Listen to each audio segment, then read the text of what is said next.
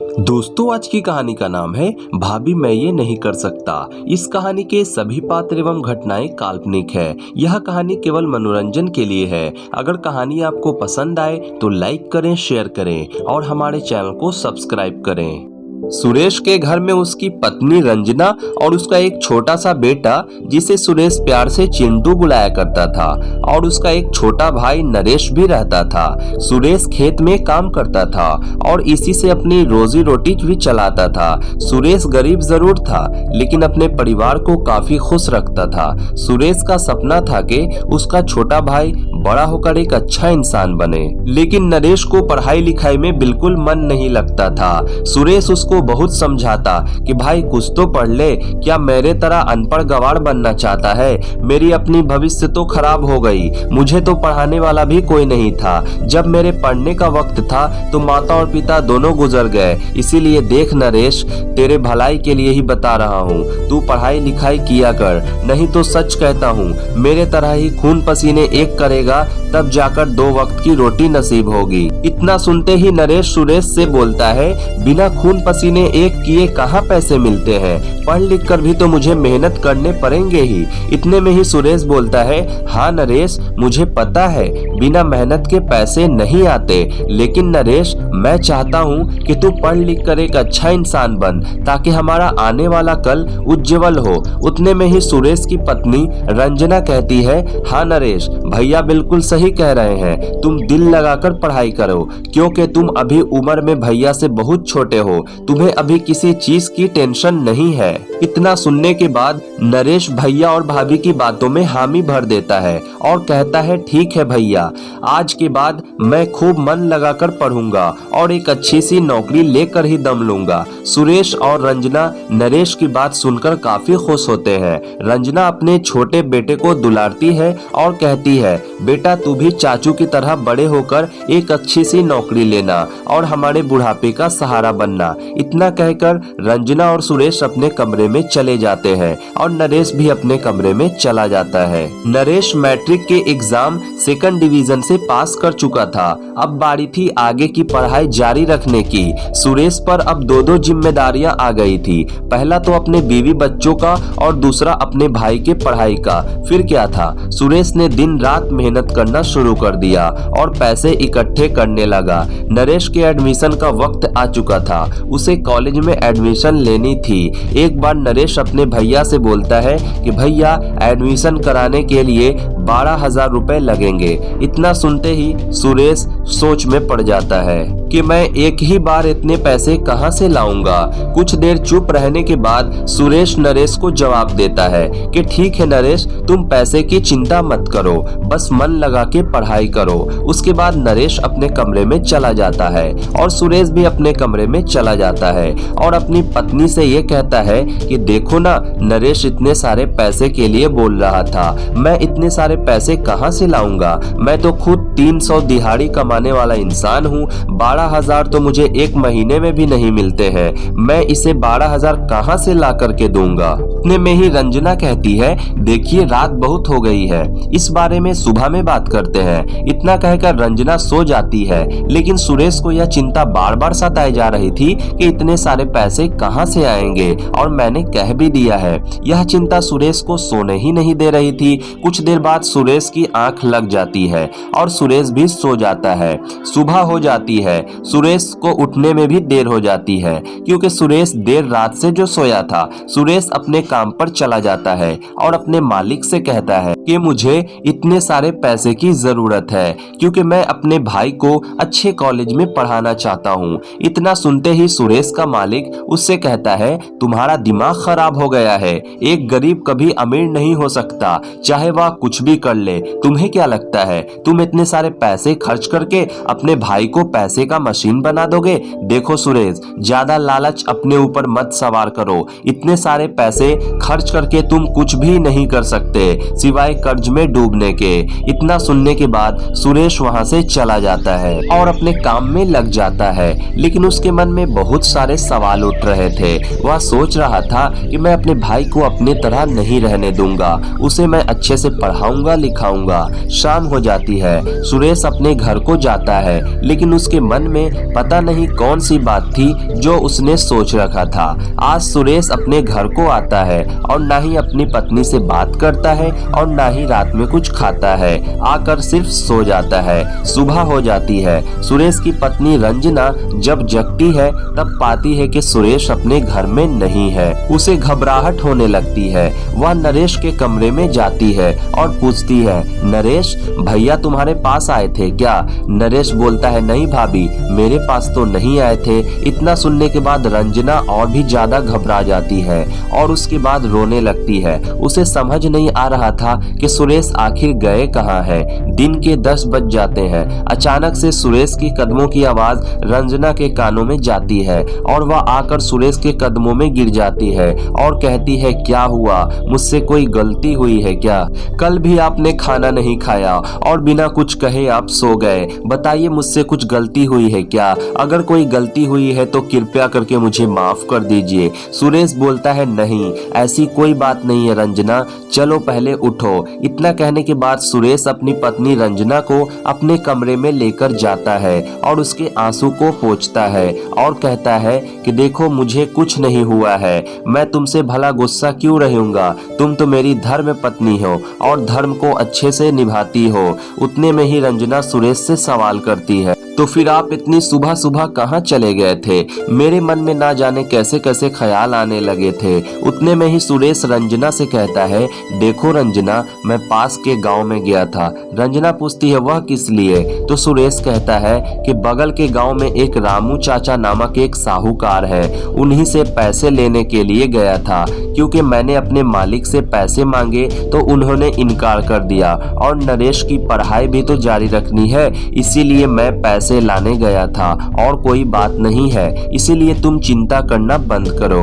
उतने में ही नरेश भी भैया को खोजते खोजते घर वापस आता है। तो उसकी भाभी कहती है, चलो दोनों एक साथ हाथ धोकर बैठो, मैं नाश्ता लगाती हूँ। तो नरेश भैया से पूछता है कि भैया आप कहाँ चले गए थे? सुरेश कहता है, नहीं वह मैं काम की तलाश में गया था। नरेश कहता है, ठीक है भैया। नरेश को इस बारे में कुछ भी नहीं पता था कि उसके भैया ने 15,000 का कर्ज लिया है, जो कि सुरेश के लिए एक पहाड़ से कम नहीं था। नरेश और सुरेश दोनों बैठकर नाश्ता करते हैं और उसके बाद फिर सुरेश नरेश से कहता है कि नामांकन कब होनी है? तो नरेश जवाब देता है, इसी महीने के 5 तारीख को नामांकन शुरू होने वाली है। आज तो 2 ही तारीख है। सुरेश बोलता है, ठीक है नरेश, उस दिन मुझे भी साथ लेकर चलना। नरेश कहता है, ठीक है भैया, हम दोनों साथ में चलेंगे। उसके बाद नरेश अपने कमरे में चला जाता है और सुरेश अपने खेत में काम करने के लिए चला जाता है।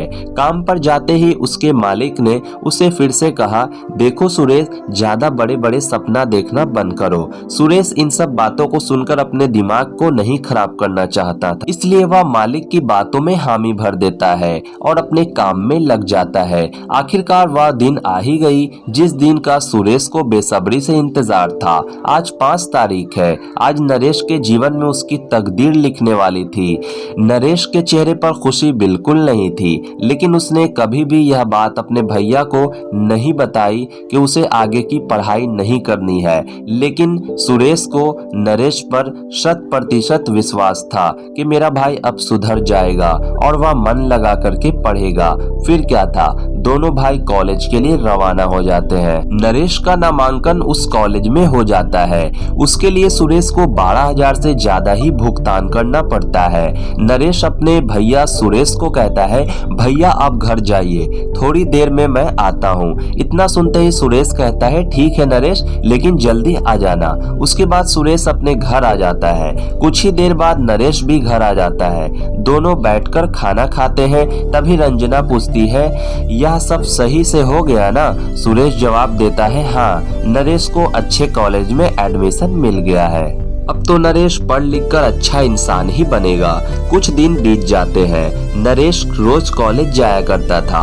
उसकी दोस्ती काफी अच्छे विद्यार्थियों से हो चुकी थी। उसे कॉलेज में खूब मन लगता था, लेकिन अच्छे विद्यार्थियों के साथ ही साथ उसके कुछ बुरे संगति वाले भी मित्र थे जो उसे पढ़ाई से ध्यान हटवाते रहते थे। कभी यह कहकर कि चलो आज घूमने चलते हैं, तो कभी यह कहकर कि पढ़ लिख कर क्या होगा। और बेचारा नरेश भी इनकी बहकावे में आ जाता था और कभी स्कूल जाता ही नहीं तो कभी बाहर घूमता रहता और फिर छुट्टी का वक्त होता तो अपने घर को आ जाता। और इधर नरेश के भैया सुरेश का काफी बुरा हाल था, क्योंकि रोजी रोटी तो कैसे भी चल ही रही थी, लेकिन उसके साथ ही साथ कर्ज अदा करने का टेंशन दिमाग में बना हुआ था। साहूकार बार बार सुरेश को यह चेतावनी देता कि पैसे समय पर नहीं दिया तो घर को देने के लिए तैयार रहना, लेकिन यह सब बात नरेश को कानों कान भी खबर नहीं थी और नरेश अपने समय को बर्बाद कर रहा था और अपने घर वालों को धोखा दे रहा था कि वह पढ़ाई कर रहा है। कुछ दिनों बाद नरेश की परीक्षा थी, लेकिन इस बार नरेश की किस्मत उसके साथ थी। वह ना जाने कैसे कैसे परीक्षा में पास हो जाता है, जिससे सुरेश और रंजना भी काफी खुश थे और उसे शाबाशी भी दे रहे थे।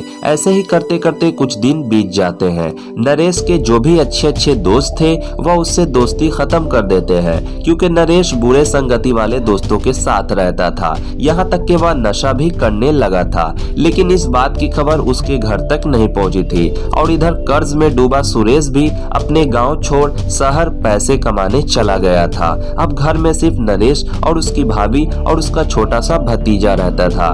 नरेश को और भी आजादी मिल रही थी, क्योंकि उससे सवाल जवाब करने वाला तो कोई था ही नहीं, और भाभी तो बेचारी घर का काम ही देखती थी। बाहर नरेश क्या कर रहा है उसे कुछ पता ही नहीं चलता था। कुछ दिन ऐसे ही बीत जाते हैं। नरेश को अभी भी अपनी गलती पर एहसास नहीं था कि वे अपने घर वालों को कितना बड़ा धोखा दे रहा है। कुछ दिन बाद नरेश की अंतिम परीक्षा होती है। इस बार नरेश को फेल होने का पूरा डर था, क्योंकि पिछले बार तो उसने चोरी करके परीक्षा में अच्छे नंबर ले आए थे, लेकिन इस बार वह सारे दोस्त जिन्होंने नरेश की मदद की थी वह नरेश से काफी दूर जा चुके थे, क्योंकि नरेश बुरी संगति में पड़ गया था। कुछ दिनों बाद परीक्षा का रिजल्ट आता है। रिजल्ट में नरेश फेल तो नहीं होता है, पास हो जाता है, लेकिन बहुत कम नंबर से, जिसकी वजह से उसको आने वाले दिनों में काफी कठिनाइयों का सामना करना पड़ सकता था।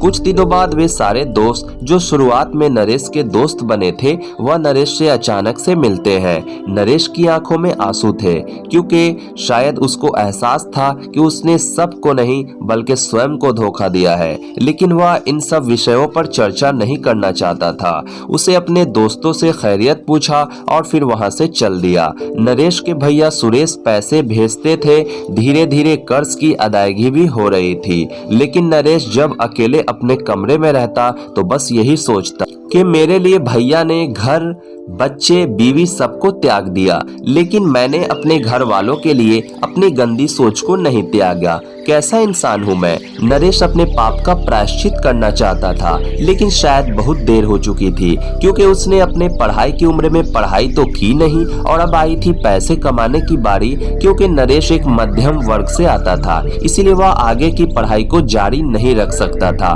क्योंकि 12वीं तक पढ़ाई के लिए ही नरेश के भैया सुरेश को कर्ज लेनी पड़ी थी। इसीलिए वह अब आगे नहीं पढ़ना चाहता था। इसीलिए उसने सोच लिया था कि अब मैं पैसे ही कमाऊंगा और इसके लिए मुझे जो भी काम करना पड़ेगा मैं करूंगा। नरेश के वह सारे साथी जो नरेश को कॉलेज के शुरुआती दिनों में मिले थे, वे लोग भी सरकारी नौकरी की तलाश में थे, और नरेश और उन लोगों में फर्क बस इतनी थी कि नरेश अपने घर वालों को धोखा दे रहा था और वे लोग सच्ची लगन से पढ़ाई कर रहे थे।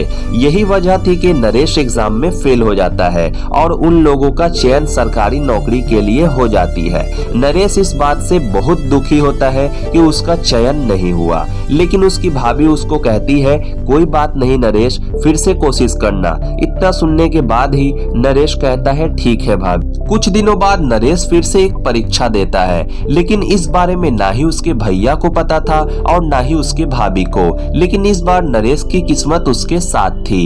इस बार परीक्षा में वह पास हो जाता है और उसकी नौकरी लग जाती है। लेकिन उसकी नौकरी एक सफाई कर्मचारी के रूप में लगती है, क्योंकि पैसे की किल्लत थी और वह और भी समय बर्बाद नहीं करना चाहता था, क्योंकि उसे काफी दिनों पहले से ही यह एहसास हो चुका था कि उसने अपने सुनहरे पल को जो उसे कॉलेज में मिली थी उसने गवा दिया है।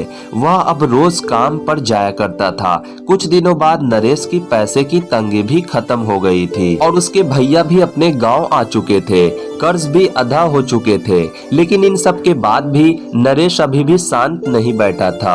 उसे आज भी यह एहसास होता था कि उसने अपने सुनहरे पल को खो दिया है। जब पढ़ने का मौका मिला तो उसने पढ़ाई नहीं की थी, जिस वजह से उसे आज झाड़ू लगाने पड़ रहे हैं। लेकिन यह बात अभी भी उसके भैया और भाभी को पता नहीं थी।